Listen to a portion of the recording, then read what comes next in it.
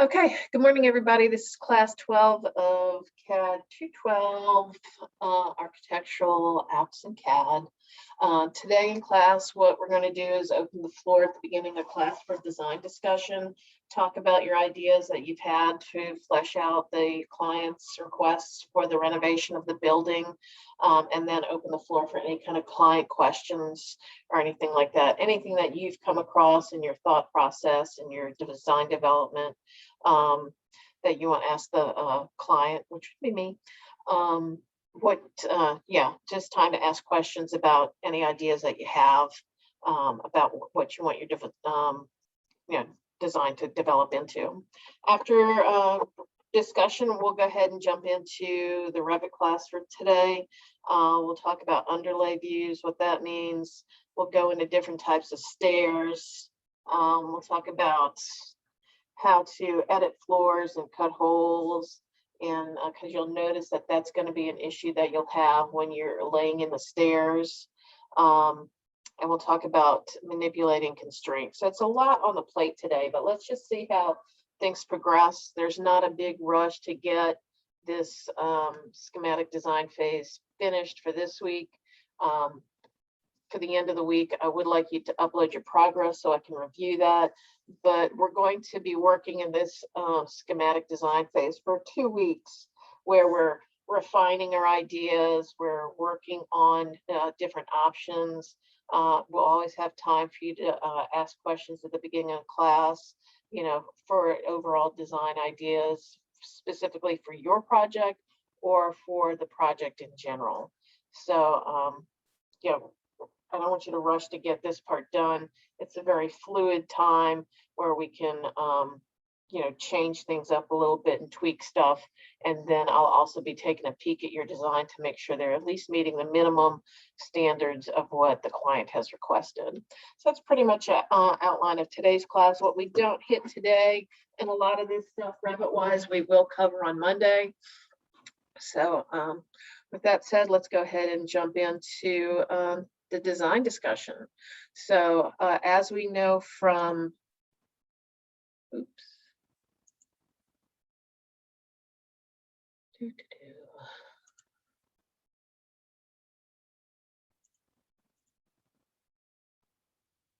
as we know from our last class in our mod, we had a list of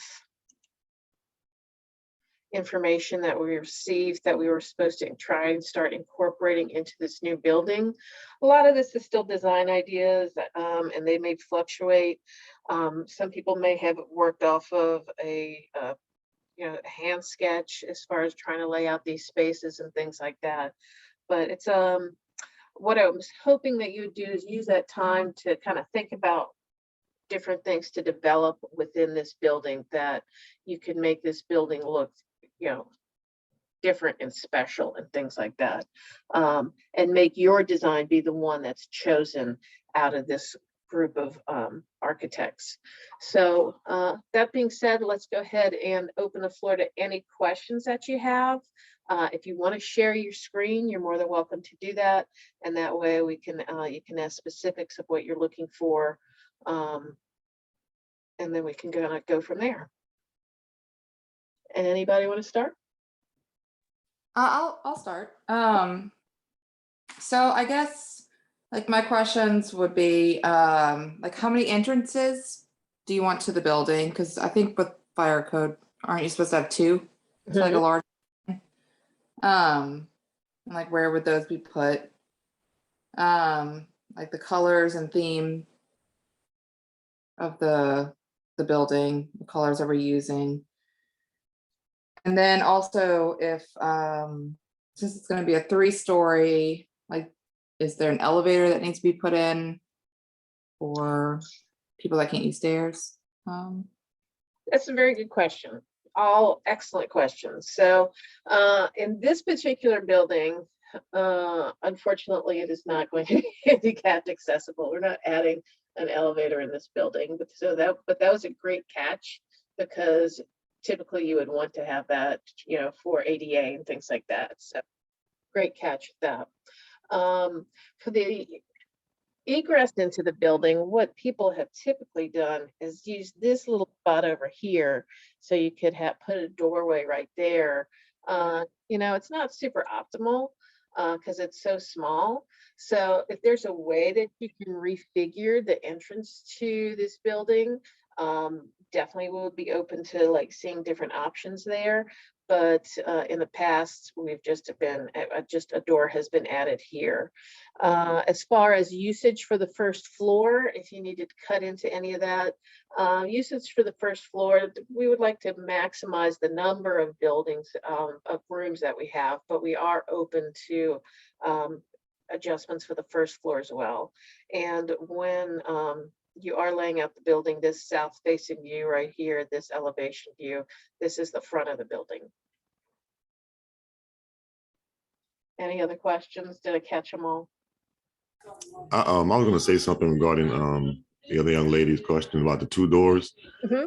You might be able to put a door like in the on the side of the maintenance room as an alternative, like if there's some type of a need for everybody to get out at once, there's two different ways to get out of the building.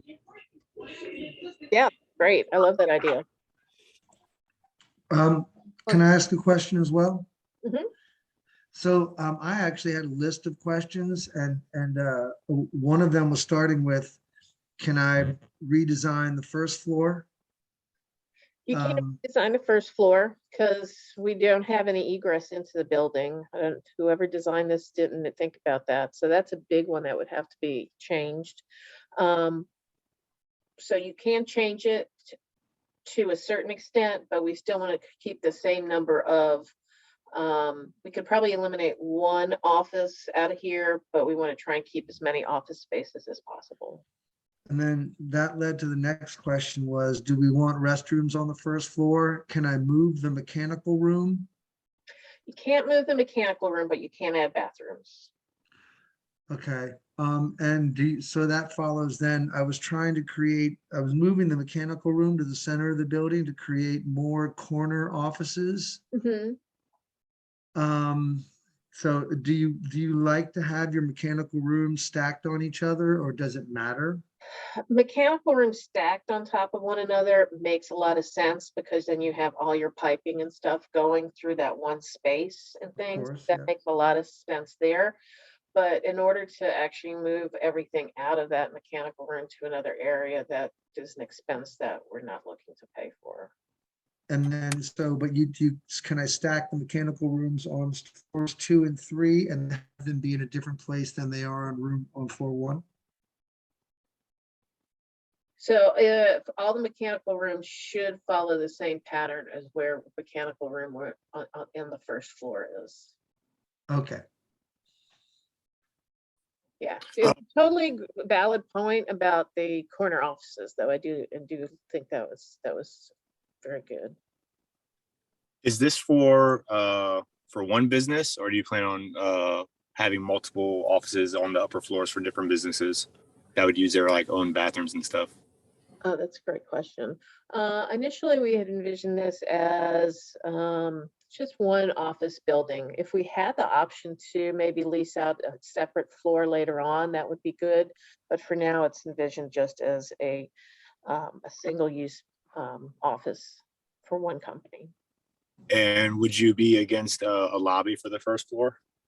No, not at all. Okay, that's it. I have that same question. So if we create sort of a lobby foyer greeting area for maybe where someone might sit to welcome people, then we'd have to lose an office, and losing one office is okay down on the first floor then? Correct, yes. Cool.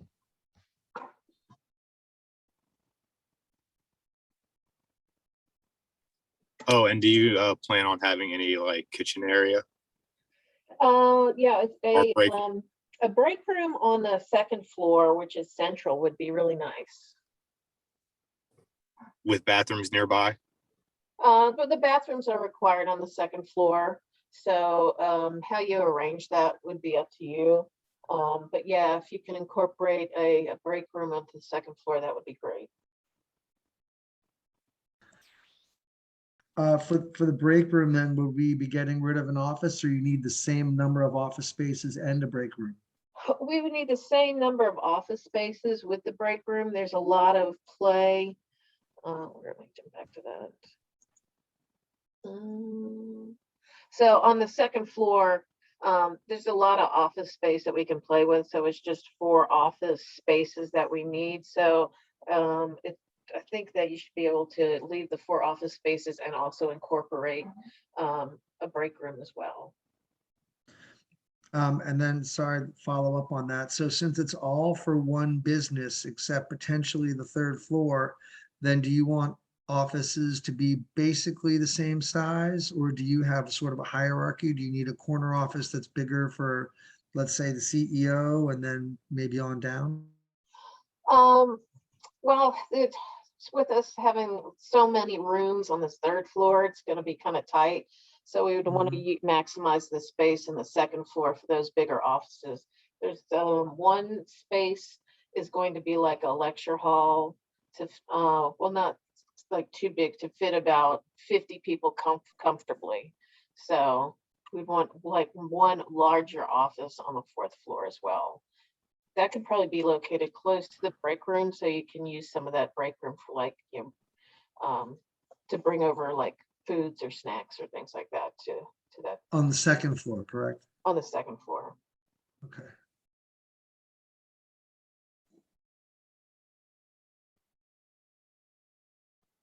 Any other questions, y'all?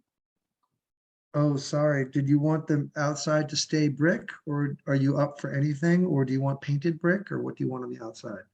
I totally like to see that renovated. Totally like to see different ideas with that. It doesn't have to stay brick. That old red brick is, a bit dated. So if you can modernize the exterior, you have, free reign for that. And then interior colors, do you want like one color throughout the whole building, or a different color on each floor, or? I will leave that up to your design ideas for that. If we're looking for something kind of muted tones, not bright. But we'll leave it up to you for your overall design idea for that. Okay. Is it within this class where we could do something like, glass heavy on the outside? You can definitely change out the windows and things like that. One of the things that we're going to step into a little bit later in class also is incorporating curtain walls. We're not going to jump into that right now. We're going to start with the baby steps, but as your design develops, we're definitely going to incorporate larger panels of glass with curtain walls and things like that. And you can incorporate those, and your design idea will change as you start learning that stuff, going forward. So.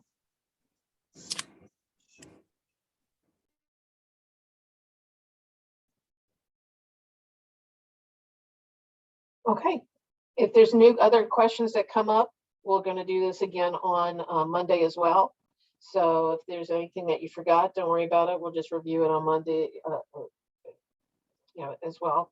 And then you can use this time to continue to refine your floor plan ideas and things like that. But let's go ahead and jump into the Revit stuff and figure out how we're going to do it. All right, let's jump back to Revit. What are we doing today? Okay, first thing I want to talk about underlay views, and then we're going to jump into different stairs. And the stairs I'm going to talk about just in general, and then show you how to incorporate them into the building. Because there's a few different types of stairs, and I want you to learn all the different types to do it. And if there's a way, there's one typical stair that we usually use in this renovation. But if you can figure out different ways to use different stair types, that would be awesome to see as well. So cool. So let's talk about what this underlay view thing means. All right, so we've got a Revit. And sometime you'll notice, like if you jump to level 2, you get a weird view that looks like this. So you can see the floors underneath.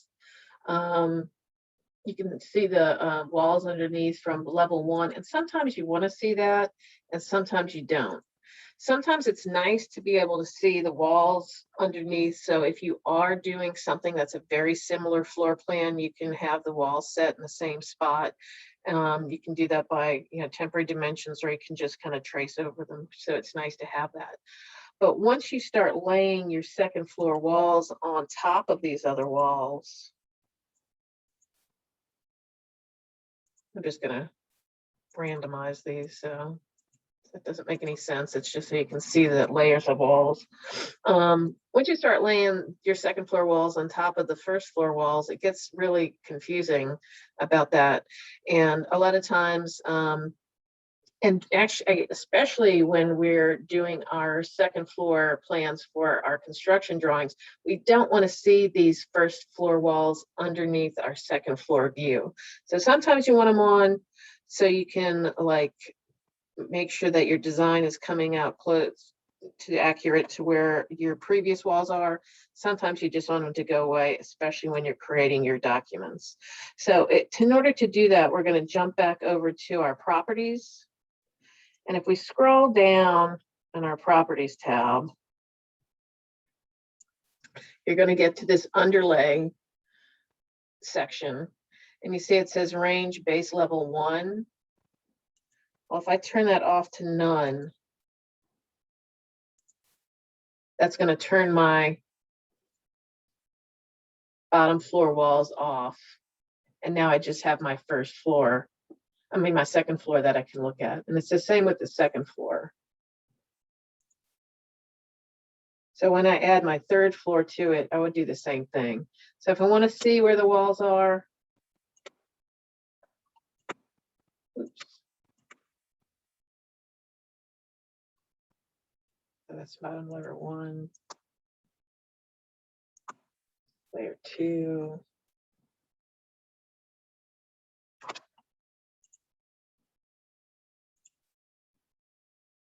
Level 2. That's top range.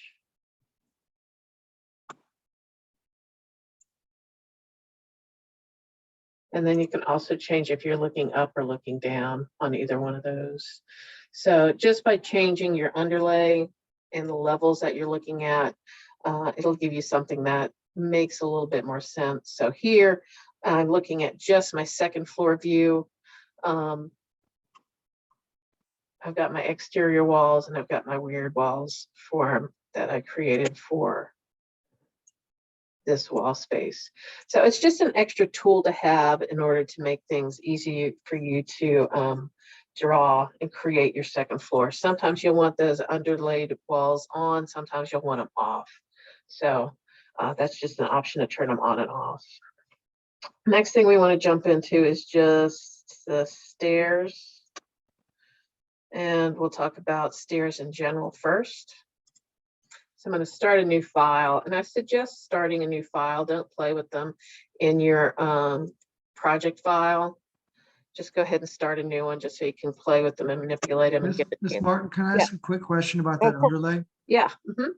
So when I pull up my level 2 and my level 3, it almost looks like I'm looking at the joists for the floor. That's probably your floor pattern. You would hide that floor pattern. So click floor and then just element. Yeah, you can Okay, hide the floor pattern. Okay. But if exactly it's just a bunch of stripes, it's just the floor pattern. Got it. Thank you. Yeah, all the lines get very confusing. Yeah, exactly. Okay, thank you. No worries. Okay, so for stairs, we want to go to architect. We're going to start in level 1. We're going to go to architecture tab, circulation panel, and there's a stair tool right here. If we click on that, and notice it defaults to run and then a straight line stairs, but there's different stairs that we can do. There's the straight run stair, spiral, semicircular, L-shaped, and a U-shaped staircase. What I'd like you to do is take time to kind of play with all of them and see how they work and stuff like that. Typically, and then once we kind of play with them a little bit, I'll show you how to incorporate it into your building the way we typically do it, the way it's planned to do it. But if you want to think outside the box and try to do it another way, you can do that. So let's just play with them first. So the default staircase is a straight line staircase, and it'll start from the ground and go up. So start from first floor, and notice that all we got to do is drag that out, and it'll create all your risers, and everything's already kind of pre-laid in there, which is really nice, because when Revit first started out, stairs were very difficult. So if we go back to the properties to see how this works, it automatically defaults to 7-inch max riser and 11-inch tread for this one. It top levels off at level 2. The desired number of stairs is 18. It'll default that. So it automatically calculates the rise over the run. So it works, within your building, within the size that you want. Let's just jump to a south level view and see what that looks like. So it automatically knows with the parameters that you have set that it's going to start on level 1 and go up to level 2. And let me hit the green check mark to finish that out. And let's see what happens if we change level 2 to 12 feet. Well, since I already drew the staircase before I change the level, it's going to give me an error and say that it's not going to connect. So you see the level moved, but the stairs did not move with this one. So in order to have that 12-foot staircase, you want to make sure that your 12-foot staircase, your 12-foot ceilings are in place before you do the staircase. It's, sometimes Revit works in the same pattern where things move. When one thing moves, everything else moves, and other times they don't. And stairs is one of the times that when you move something, it's not gonna change. So let me undo that. So make sure that you have your height set for your ceilings before you do your staircase. So straight line stairs are pretty easy. Then we get some other more interesting stairs. We'll just do one of each of these.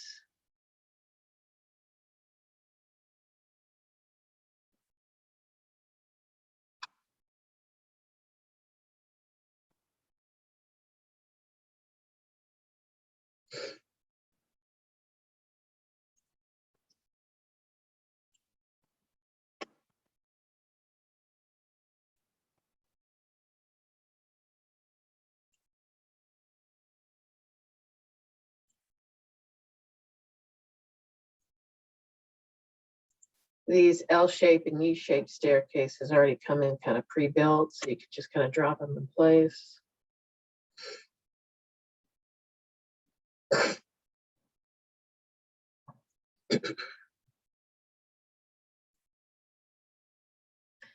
And then the same with the U-shaped stairs. Oh.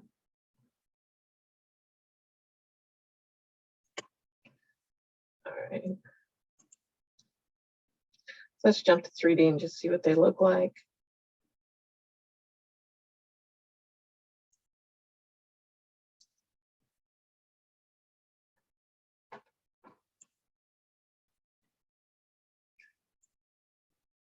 So top down view, here's an L-shaped staircase. It comes in with all the presets. Now, once you get into more advanced staircase building, you can change some of the parameters for these things, like the rise and the run and stuff like that. Don't get bogged down into that right now. Just learn the basics on how to get into the staircase so we can have that built into your building. But there's ways that you can change this up a little later, and we'll talk about other ways that we can kind of change this too. But I don't want you to get bogged down into like changing the different heights of the stairs and things like that for now. There's enough to learn with staircases right now. I don't want you to get bogged down in that minutia that isn't as needed in this particular project. But you can take a look at these other ones. It is fun to just kind of play with the different staircases and see how they work. Let's see, let me delete these and then we're going to go ahead and do this all in within a building itself, see what that looks like. Let me delete these guys. Delete. Let me throw some walls up.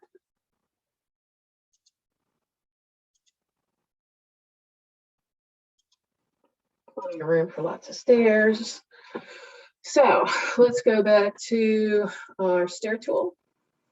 When we click on the stair tool, remember it defaults to the straight run. Now in our options bar, let's take a look at a couple of a little bit of information here. Notice that your location line, it's going to give you a center run location line or a left or a right. We're going to talk about what that means. We don't bother with the offset on this right now. It'll just confuse you at the moment. We'll talk about that later. And then you can actually change the width of your staircase. So let's actually make this a nice 5-foot wide staircase. And we're going to do a left run staircase. So what does that mean? That means when I come in with my staircase, it's going to be attached to the left-hand side and not the right-hand side. So it's going to run left, so it connects here. If I did a center run staircase, which it defaults to,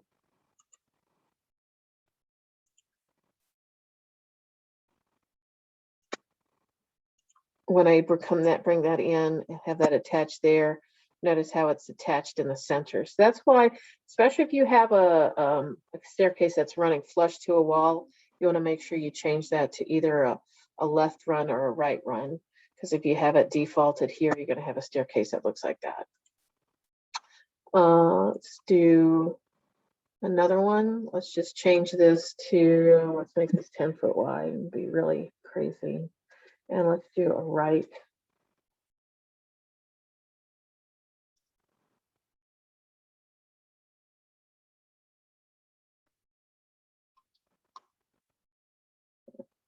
What is that?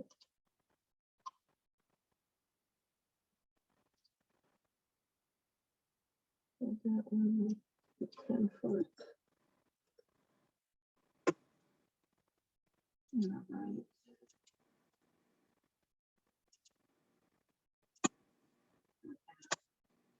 Options that look like that. So let's jump into 3D, see what that looks like.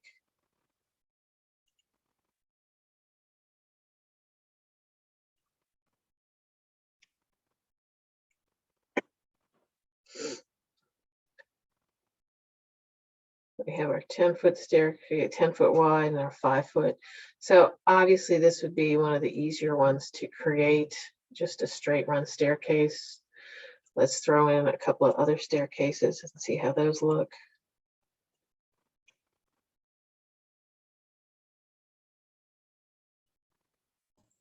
Do you mind showing a landing too? Oh, we're gonna get there, don't worry. Cool, cool, cool. No, all good.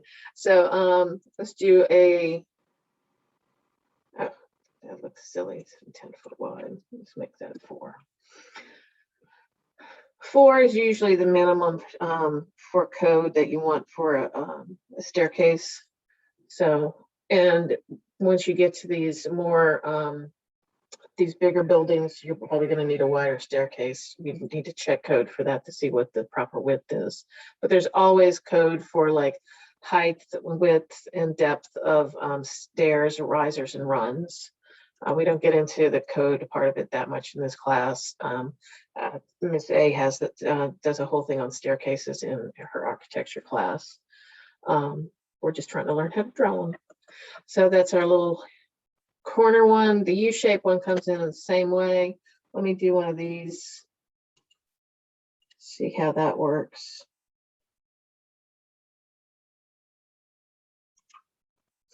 And then check mark there.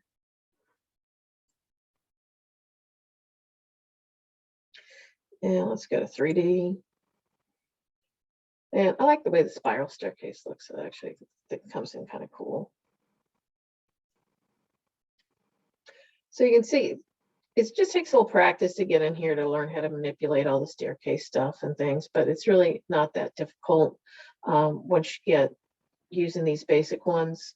Once we do want to start putting a landing in there, it gets a little bit more confusing. I find people have to practice that a little bit more in order to get that the way they want it to look.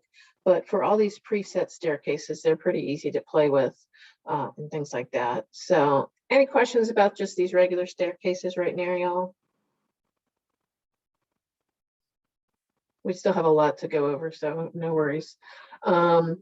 Okay, let me jump back to level 1. I want to delete a couple of these.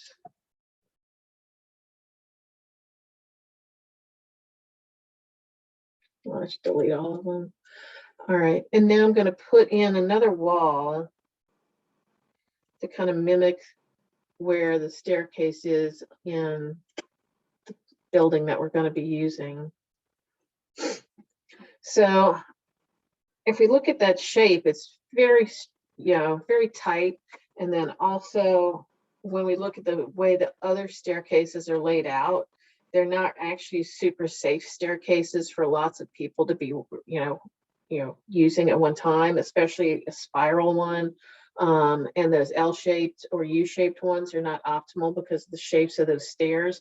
So we want to make sure that we're creating a safe staircase that is going to incorporate a landing. So it'll incorporate a lot of people in at one time. So there's a different way that we need to do that as opposed to the ones that we've already done. So, but we're still going to start with our stair tool. Going to go with a left run here because I'm going to start this way and go up. Another few things that we want to think about, a little bit of code work while we're talking about our staircases. We always want to make sure we at least have a 4-foot landing. We're going to create that for when you have people passing on either side. And then you also want to have a 4-foot landing, at least between when people are at the bottom or at the top of the staircase before that wall. Because if you have that wall right there at the top of the staircase, that's going to cause you some egress problems and stuff. So the little things like that taken care of by code that you always want to keep in mind when you're doing that. So let's go ahead and try and put this staircase in. Remember, this is going to be one with a landing. So I'm going to start here at 5 foot. You can see that that's to the middle line here. I want to make sure I have enough room. Remember, we can change that with our temporary dimensions, but I'm going to start with at least 5 foot there. And I'm going to go up here. And notice how it says it's got 9 risers created and 9 remaining. So if I want an even set of staircases, I'm going to stop right there before I create more. If I keep going up, you'll see how those numbers change. But since I have an even number of stairs, I'm going to stop at 9 created, and I'm just going to click. Now, this is where people get confused and where you want to start the next section. But the fact that we're going to be doing basically a fancy U-shaped stairs means that we can just take this cursor now and just kind of bring it over. And I'm going to make that at 4'6", and I'm going to drag this down here. And I'm going to see what happens. Looks weird. Let's see what happened. 3D. Well, I didn't give myself enough room to move over when I created that second set of stairs that went up, and it didn't even create my landing. So this is why it gets a little tricky creating these stairs. So let's try and do that again. So I'm just going to delete it. Go back to level 1.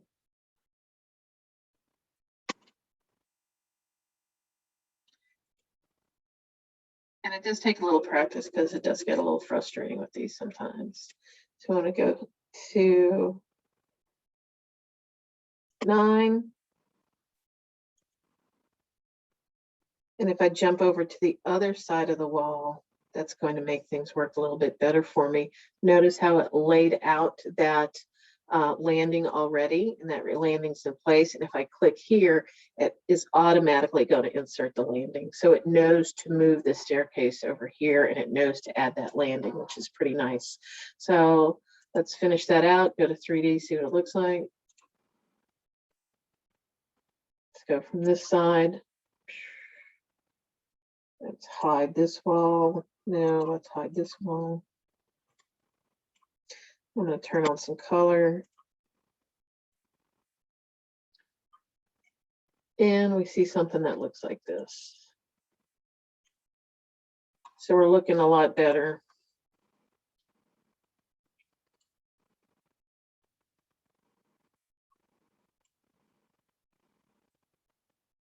So if we click on the staircase, this is when we can edit the staircase and things like that. You can change the stairs a little bit. You can also change the railings on the stairs as well. So you have something that looks like that. You can also change the direction, the angle of where the stair is. So if we wanted to, notice we had a little gap right here. My measurements weren't great. We can just use something as simple as our directional arrows on our keyboard to move that to where we want it to be. And then we have something that looks a little bit better like that. So optimally, the staircase that we want to put in place will be this staircase because it's going to be the best for egress and for a large building. You have lots of room for people to circulate on either side of it, and we have the landing at the top and the landing at the bottom. So what I'd like you to do is just practice creating the staircases, because it does take just a little practice until you feel comfortable with it. It doesn't have to be incorporated in this one. If you want to do a few tests, I'd recommend doing that. Also, for a little bit more advanced fun stuff, we can change up these railings here. Notice how this particular railing is running against the wall. I wouldn't recommend removing that for a commercial building, but if you're doing something like a little bit more modern and streamlined for a residential, you can just delete that one railing, and then we could add a single railing going around that way as well. So you can kind of manipulate that and play with that a little bit. We can also go into railings here for more advanced stuff. You don't have to do this stuff, but I'm giving you multiple layers. So if you want to do just the basics, you can do this. If you want to get into a little bit more fancy stuff, you can go into this just like we did before, and you can edit the particular properties of it. So this is a handrail, which is rectangular. If you wanted to change that to pipe, we can change that to pipe there. We can go into edit type here. And then once again, duplicate, rename before you change anything else. And you can change a lot of the stuff in here too. This is not stuff I want you to get into the weeds with right now. Just know that you can do that once you get the basics down. But you can see just by changing that railing to this little pipe railing, it looks a little bit more modern. There are different options to do that as well. And for this one, we can do the same with it. If we wanted to change it to something else, let's do, this isn't a great use for it here, but you can make a glass fill as well. We have too many gaps right here for this to be a business, be commercial business, because you have some kids like falling through here and stuff, which is not a good thing. But there's ways that we can manipulate that later. But I will leave that up to you. Leave the creative part of it up to you to see how you can play with it and stuff like that. But if you just want to leave it at the regular basic railings, you can do that as well. So basically what I'd like you to do is just go ahead and get in there, kind of practice with the stairs.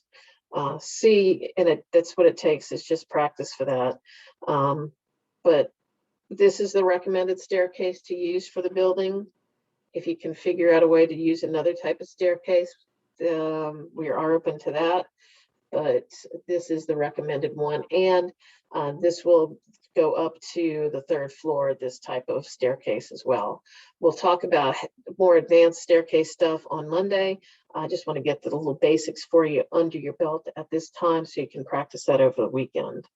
Let me see what we got next. All right, so as you start incorporating these, we're going to move on. We're going to do manipulating constraints in this one on Monday. But we do want to talk about editing floors and cutting holes, because as you know, you already have like a floor and a ceiling in place here. And if we have those floors and ceilings in place, once we put our staircase in there, we're going to be running right into that floor. So let me drop that floor in there real quick. I'm just going to use a generic.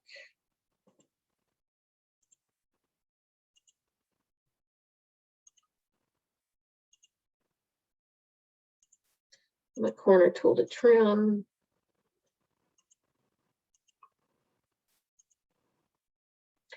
And jump to 3D view.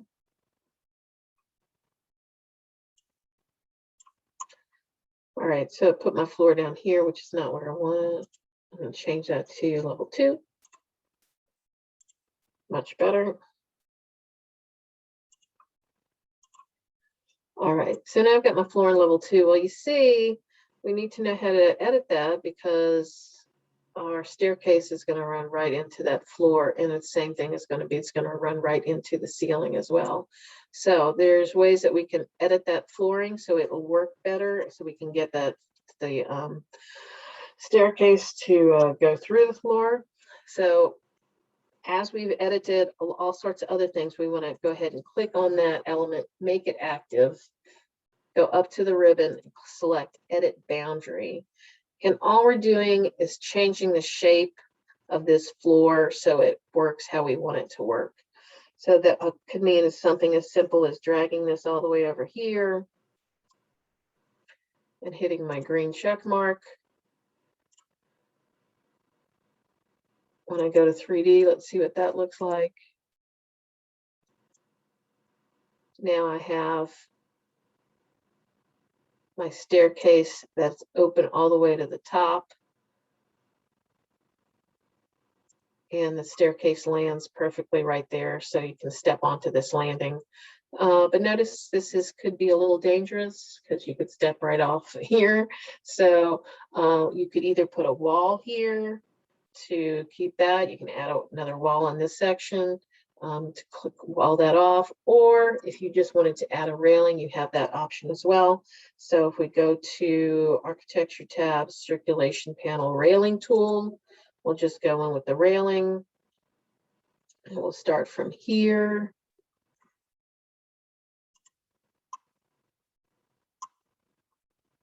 To here to draw that railing in place. Green check mark, see what happened.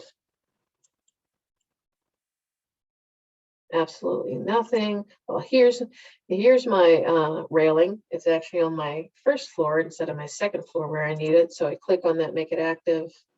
And all I got to do is change that to level 2. And that's going to move it up to where I need it to be. Let's take a look at the side view on that. Notice how this is coming right on the edge of this flooring. Probably not great. So with that active, I'm just going to use my directional arrows. I'm just going to move that over a little bit so it's where I want it to be. Now, stuff like this, where these actual measurements come from and all those dimensions and things like that, this is specifically going to be done in your detail drawings. There's a lot of details that go into stairs, and those are done, those detailed drawings are done separately. These particular drawings right here are for the model itself, especially for our floor plans, but we're not using this to give our contractors information to create the staircase itself. That will specifically come from detailed drawings. So don't worry about this. Once you create your detailed drawings, you'll have this entirely marked out with your dimensions for 3 inches and stuff like that. But in order for this to get completed for what you needed to do to show a client, this is good. So yeah, we can play with railings, we can play with the stairs. We can change that up a little bit. You can try and incorporate different ones. When we come back on Monday, we'll talk about had them to change the levels of the floors and the ceiling, so everything kind of works well together. We'll go into that in a little bit more depth. But for this week, let's just continue to work on your design ideas for your floors. There's a lot of thought process that goes into that. And let's think about how we're going to incorporate our stairs into that, and just kind of keep playing with that as you develop with your design ideas. But that's pretty much it for class today. Any questions?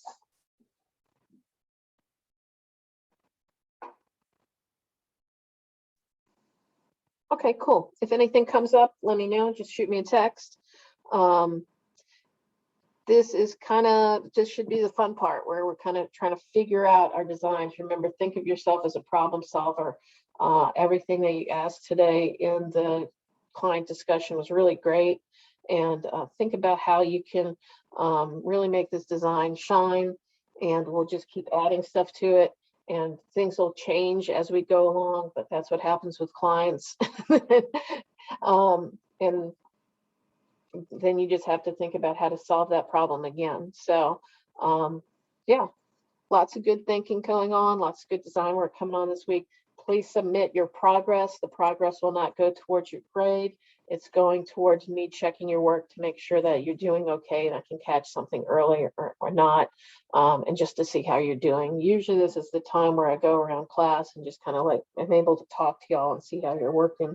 But unfortunately, that's the one shortcoming of not being in class with y'all, is not being able to do that, which is why I like you to turn in your work so I can see how you're doing. So that's it. Have a great weekend. And if you need anything, shoot me a text. Thank you. Thanks, Bye-bye. y'all. Bye. Thank Have a great one.